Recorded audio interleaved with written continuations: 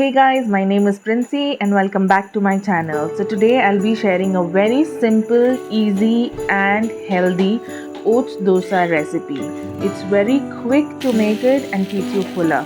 So let's get started. So I'm taking 1 cup of rolled oats and 1/4 cup of green gram dal, which I will be soaking overnight. Make sure you rinse the oats and the gram dal before soaking it. I also added 1 teaspoon of fenugreek seeds, which I forgot to shoot. So don't forget to add 1 teaspoon of fenugreek seed. In the morning, you can strain the mixture and put it in a blending jar and blend it to a dosa batter consistency, which is runny.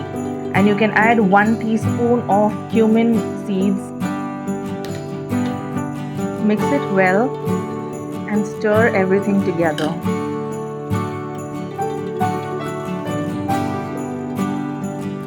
The batter looks perfect for the dosa. Now let's put it on a tava and spread it out.